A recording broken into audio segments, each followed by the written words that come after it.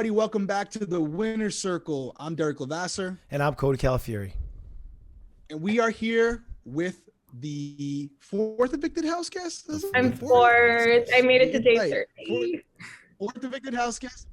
Hey, you made it to day 30, Whitney. So, Whitney, if you don't know, we just started this podcast. It's called The Winner's Circle. And although you win Big Brother, as we say to every house that comes on here, you are a winner because, as you know now, it's very difficult to get on the show. And there are thousands of people who try to get on Big Brother and don't get the opportunity that you got. So the minute you got on the show, you became a winner. So congrats on that. I obviously wish it was under better circumstances that we were talking to you, but you're here. Yeah. So congratulations. But I'm here. I still feel fortunate. Ideally, I would have made it further, but I honestly still feel very blessed and lucky to be here. So. Whitney, you are 100% blessed and lucky to be there. It is a crazy casting process. Millions of people put in, and you're one of 16. It's a blessing that everybody gets to do this show. So it's awesome. You are a winner. You're a winner. Thank you. As long as you guys think so, that's all that matters. And me. Absolutely. I think so. Cool. So we're gonna jump right into it, and then we have a little bit of time. We'll talk a little bit about the game. But the first question, we kind of keep it similar. We just want to get everybody's answers. The evicted house guest. So first question is, what were your expectations before going into the house? And then now that you've been in there, you were in there for a pretty good amount of time. How were those expectations the same, or how were they different? Honestly, this might be a crappy answer, but my expectation was not to have any expectations. Oh. I knew that it was just going to be chaos. I knew that there would be a lot of things that I wouldn't be able to predict. I knew that there would be a lot of different personalities, and I can't really go in with a set gameplay because you really have to go off of the other people in the house in order to do so. So, I kind of went exactly how I thought, which would be chaos. Yeah, I mean, this season, we've said it to every person that's been evicted. Your season has been gaming since the second everybody walked in the house. Like, there's been just an insane amount of gaming that's happened, which usually it takes a couple weeks. But this season has been wild. It's been wild. Yeah, I got that sense. So it's reassuring to hear that it wasn't just in my head. Oh, yeah, it was crazy. Yeah, no, it's a crazy season. Were you a fan of Big Brother beforehand, or were you just a casual viewer and you caught up and kind of did your research once you knew you had a potential to be on the show? I originally watched because I saw Brett on TikTok from season 20, and I was like, oh, this guy's cute. Let me see what his show's about. So I originally watched season 20 and I fell in love. I've never really considered being on reality TV before. I would never do any sort of dating show. That's not my style. I wouldn't do anything. And then the second I saw this competition show, I was like, this is perfect. And then immediately after that, I started working backward, 19, 18, and like so on, and fell in love. And yeah, I was obsessed with it. So I started watching about 2 years ago, but now I've watched all the way through to season 8. Nice. So you saw Big Brother competition show. You were like, Survivor, I don't want to go in the wilderness, so in a house sounds much better. Have you seen me? Can you picture? No. There's no way. I don't think I would last 2 weeks on Survivor. Well, the reason I asked you is because obviously, as you know, a lot of fans, big fandom for Big Brother, and there's a lot of potential house guests that are going to watch this interview. And they're just like you. They fell in love with the show. And now they want to go on. What advice would you have for them? Now that you've played, what advice for them would you have if they're lucky enough to be their future house guest, which, to be honest, someone watching this probably will be. So what would you say to them? I would say be very observant and aware of your surroundings. Be very cautious and look for people creating close friendships and attempt to create your own friendships as early on as possible. I don't think having an alliance within the first couple of days is necessarily smart because you really look at me. I aligned myself with freaking Frenchie and Brent, who turned out to be some of the hardest people to be around. And that's who I aligned myself in the very beginning. So I think be very cautious. Don't trust too soon. Don't give out too many ideas in your gameplay too early because that could be used against you. So yeah, be cautious and be aware of your surroundings. Yeah. Now, do you think that relationship that you had with Brent being on the same team and with Frenchie, do you think that played a part in your downfall almost? Absolutely. I think that's a big reason why I wasn't approached to be in a part of an alliance.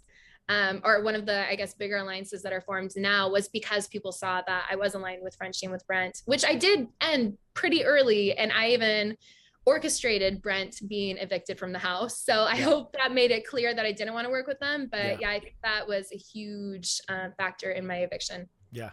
Okay, well, we'll touch on that a little bit more, but next we want to get into, we like to have some fan questions. We post on our Instagram. We have people reach out for some questions they'd like to ask. And so this one comes from @Evan.Conway.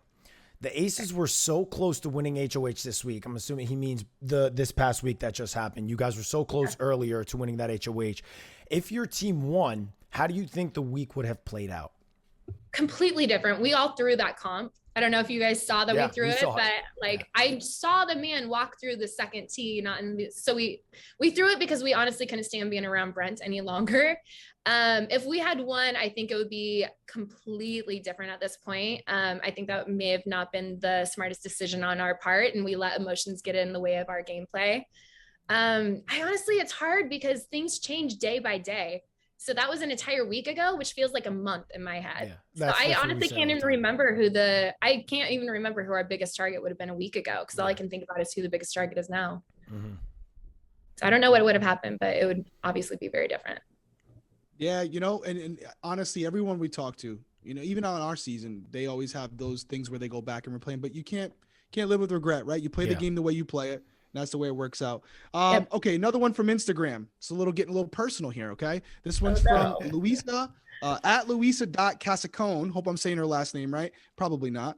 We saw a little flirting between you and Xavier on the show.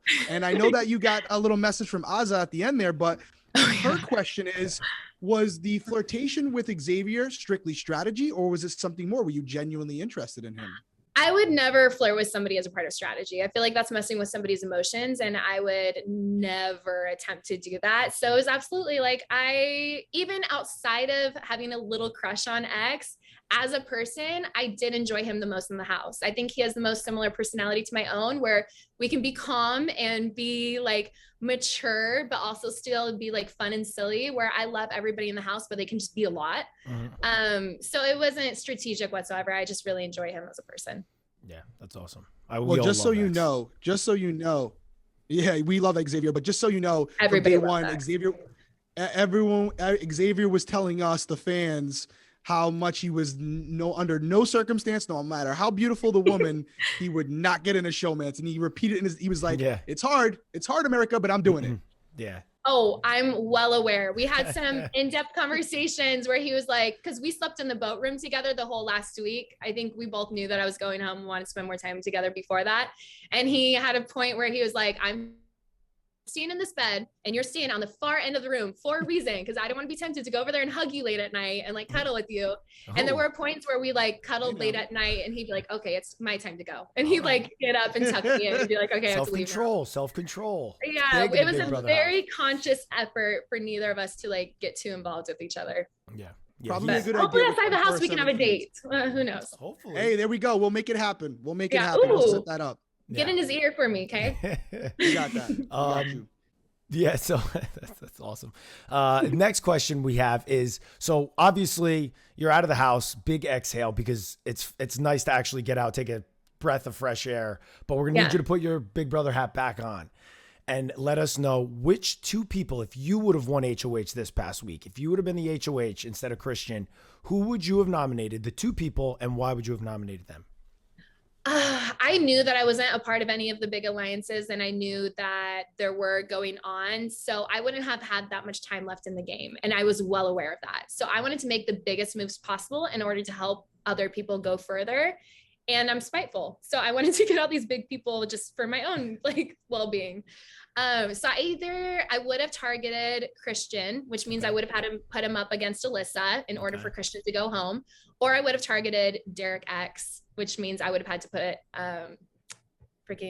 what's his name up against Kyland up against him. So either Derrick X or Christian would have been my targets. Yeah. That would have been interesting because Derrick X would have been on your team and you wouldn't have been able to nominate him this past week. Which is why I would have had to go Christian. Yeah. Yep. Yeah, Christian. He's just winning so many competitions. He's just winning a lot. That boy has so much energy. He's like a puppy. He's just I don't see him. Were you outside when he did the backflips? Maybe. I've seen him do a backflip. I don't know which time he was doing backflip burpees. He was doing backflips into burpees. Oh, yeah, and we had to tell him to chill or he's gonna hurt himself. It was the most wild thing. I mean, I think the both of us have seen in a long time. Yeah, he's crazy. Yeah, no. So I would have gone after him or Derrick X. Yeah. That wouldn't have been a bad move. We're going to give you, and again, you've had a lot of interviews, so you probably know a lot of this already, but we'll hit you with one more question and then we'll dive into some of the players in the house. You just talked about Christian. We've talked about Xavier, how everyone loves him. So I kind of think I know where you might go with this, but in your opinion, who do you think's in the best position to win the game? And the second part of that is, who would you like to see evicted next? Who I would like to see evicted is different from who I think will be evicted. I honestly think that Brittany will be the next one evicted. And then I think Hannah might follow soon after that. Ideally, I would like to see Derrick X or Christian evicted, but I don't see that happening, especially now that Derrick X is HOH. As far as the winners, I would love for Sarah Beth or X to be one of the winners. I think they could potentially be in a really good position with the way that they interact with the other house guests. I think they are playing a really good social game. I think they're capable of winning comps, and I think they're really intelligent people. But I did hear in a previous interview that Sarah Beth is being talked about as a possible target or nominee. So I hope that isn't the case. I am now aware of the Cookout that I guess was formed on day 1. So I don't know how they're going strong, forming an alliance so early, but those are the only 2 that I know about. Okay, that's what we were going to get into because, we had the situation. The Derrick X thing was probably something that, you felt some type of way about because it was inside of your alliance. But all the other, the members of the Cookout, they really, to us, they don't look like they're noticed by anyone. They're like completely under the radar. I can see different connections. Like I can see Derrick X and Ozza have a close relationship, or I can see different people within that. But as far as a whole, I had no idea until today. Yeah, they're playing a good game as far as like playing under the radar. That's why we believe they're the strongest alliance for sure. Yeah. You think they're the strongest alliance? I think they are, yeah. Because there's nobody that notices any of them next to each other. Yeah, I think that's incredible. I want to remember who all was in it. What's wild to me too? Oh, go ahead. Tell me. So I was gonna say it's Kyland, Ozza, Tiffany, Xavier, Derrick F, and Hannah. Yeah, I hope they do well. I hope they can knock out the other alliance. I would love for Hannah to go far as well, but dang, I'm excited to like go back and watch everything. There was no way, in your defense, just so you know, there was nothing you could have said or done that was going to keep you in the house. I tried so hard, though. I hope that showed. What we were saying is it's really tough when you have these alliances that are working together that they're just completely under the radar, and they're doing a great job of not staying near each other, not being caught in rooms with each other. And we felt like the Royal Flush Alliance, although it may be something that's going strong right now, we could already see some cracks in that alliance because there's people outside of the alliance that are finding out about, targets that are within it. Yeah. And so I could see that blowing up pretty quickly. And it's such a huge alliance too. Like that's when it becomes difficult. There's no way. I see them imploding within like a week or 2. I don't think it's going to be much longer before they start like attacking each other. And so you said you see Brittany coming out of the house next.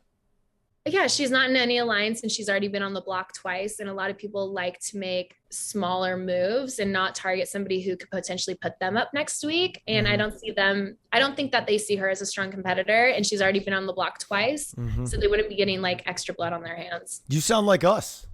That's what we were saying. That's what we say. You sound just like what we've been saying. See, I see the game. I just can't do the game. It's a very tough game. Say this. Yeah. Can you guys hear me still or no? You're clear. You're good. Now we can hear you. But honestly, Whitney, that's honestly how it is. And you bring up a great point, which is it's always easy to watch the game and everyone's like, oh, I could do that. But getting in there, it's a whole different beast. But listen, there's going to be a lot more questions for you. Fans are going to want to talk to you directly. Where can they find you on social media? Here's your chance to plug everything. Although you guys Makeup by Wit. Find Makeup by Wit on Instagram and on TikTok. Derrick and Cody. If you don't follow me, I'm going to be very upset. Okay. Follow me. Ask any questions. I will go live once I have time to spend with my kids first and catch up on our lost moments together. But then I'll start going live and hopefully talk to the fans. Love that. The people, everybody's going to want to hear your perspective on the game. The fandom is great. So make sure you are getting on that social media, but not too much. Make sure you have that time with your kids first. No, I'm not going to turn into a Brent. I'm sure he's living for the social media right now. Uh-oh, shots fired. We don't. Hey, we like Brent. I don't know. Do you? Yeah, I mean, I haven't been following him. I try to stay off of it. I'm watching the show, but social media, as you will see now that you're part of the alumni, it's a different beast. It's a different beast out here. Yeah, I'm gonna take a break before I look on Twitter or Reddit or anything like that. I'm a little worried. Good call. Yeah. Good call. All right, so you guys can still hear me, right? We're good. We're solid. We're good. Yeah. Sign us out, baby. All right, Whitney, we appreciate you being on the winner's circle. It takes a lot of courage to go into that house. You did a great job. You made everyone at home proud. Remember that. You went there for yourself and your kids. And as long as you're happy with how you played, that's all that matters. But we appreciate your time, and we'll be talking to you on the outside. Welcome to the BB family. I love you guys so much. Thank you. Thanks, Whitney. Bye, you guys.